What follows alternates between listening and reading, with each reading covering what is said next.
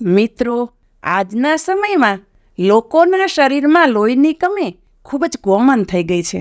જ્યારે શરીરમાં હિમોગ્લોબિન ઘટે છે ત્યારે આપણે લોહીની કમી એમ બોલીએ છીએ. હિમોગ્લોબિનની માત્રા પુરુષોમાં 13.2થી લઈ અને 16.6 સુધી ગ્રામ્સ પર ડેસીલીટર હોય છે અને સ્ત્રીઓમાં 11.50થી લઈને 15 સુધી હોય છે.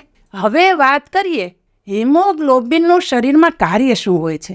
હિમોગ્લોબિન શરીરમાં ઓક્સિજનને લઈ જવાનું કાર્ય કરે છે. આપણા શરીરમાં હિમોગ્લોબિનની કમી થઈ જાય તો શરીરમાં ઘણી બધી તકલીફ જોવા મળે છે, જેમાં તમને માથામાં દુખાવો થવો, તમારો શ્વાસ ફૂલાવા લાગે, તમને ચક્કર આવવા લાગે, તમને મૂંઝારો થવા લાગે, તમારો સ્વભાવ ચીડિયો થઈ જાય, શરીરમાં થકાન અને કમજોરી આવી જાય, તમારા હાથ પગ ઠંડા થવા લાગે અને કોઈ કાર્ય કરવામાં તમારું ધ્યાન પણ ન લાગે.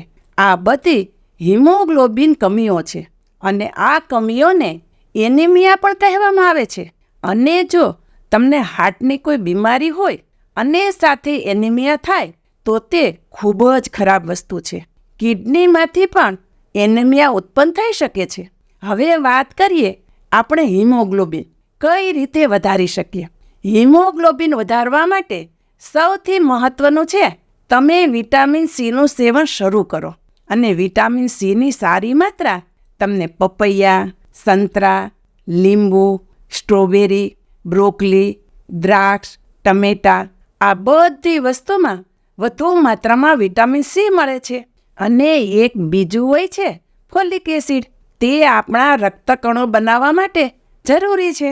તો તમારે ફોલિક એસિડ લેવું પણ જરૂરી છે. અને ફોલિક એસિડની સારી માત્રા કોઈ પણ લીલા કલરના શાકભાજી, ફણગાવેલી વસ્તુઓમાં અને બધા જ બીન્સમાં, ઘઉંના બીજ અથવા તો અનાજ અને મગફળીમાં પણ જોવા મળે છે. આપણને રોજબરોજની આદત હોય છે, લોહીની કમી દેખાય એટલે ડૉક્ટર પાસે જઈએ અને ડૉક્ટર લોહી માટે સિરપ લખી દે અને સાથે સાથે ડૉક્ટર આયરનની દવા પણ આપી દે છે. પરંતુ અમુક શરીરની પરેજી રાખનારા વ્યક્તિઓ એ પણ જાણવા માગતા હોય છે કે ખરેખર આ લોહીની કમીને ખોરાક દ્વારા કઈ રીતે પૂરી કરી શકાય. તો તેમાં સૌથી પ્રથમ આવે છે બીટ. બીટ તમારું હિમોગ્લોબિન વધારવા માટે ખૂબ જ સારું છે. બીટની અંદર આયર્ન છે, ફોલિક એસિડ છે, પોટેશિયમ છે. આ બધી વસ્તુ રક્તકણો બનાવવા માટે ખૂબ જ મહત્ત્વના છે. તમે 1 અથવા 2 બીટ પકાવીને લઈ શકો છો, બાફીને પણ ખાઈ શકો છો અને બીટનું જ્યુસ બનાવીને પણ પી શકાય છે. બીજું લોહી વધારવા માટેનું ફ્રૂટ છે દાડમ. દાડમમાં ઘણી મોટી માત્રામાં આયરન જોવા મળે છે. તો દાડમ તમારે જરૂર ખાવું જોઈએ. તમે દાડમનું જ્યુસ પણ પી શકો છો. સુકાયેલા દાડમમાં આયરનની માત્રા ઘણી વધુ હોય છે અને તેની સાથે સાથે લીલા પાંદડાવાળા શાકભાજી, પાલક જેવા શાકભાજી તમે જરૂર ખાઓ. ગાજર, જામફળ, સફરજન, દ્રાક્ષ, સંતરા, ટમેટામાંથી પણ લોહીની સારી માત્રા વધે છે. અને યાદ રાખજો, સફરજનમાંથી પણ લોહીની કમી પૂરી થાય છે. સફરજનને તમે કાપીને રાખી દો અને તે બ્રાઉન કલરનું થઈ જાય છે એટલે તેમાં આયરન હોય છે, એટલે સફરજનનું સેવન પણ કરી શકાય છે. ખજૂરમાં, બદામમાં, કિસમિસમાં આયરન હોય છે. ખજૂર અને કિસમિસ તમે વધુ માત્રામાં પણ લઈ શકો છો. અને ગોળમાં પણ આયરનની માત્રા સારી હોય છે. ગોળનું સેવન કરવાથી પણ હિમોગ્લોબિનની માત્રા વધે છે. મિત્રો, આ બધી વસ્તુનું રેગ્યુલર સેવન શરૂ કરશો તો તમારા શરીરમાં લોહીની કમી ક્યારેય પણ નહીં થાય.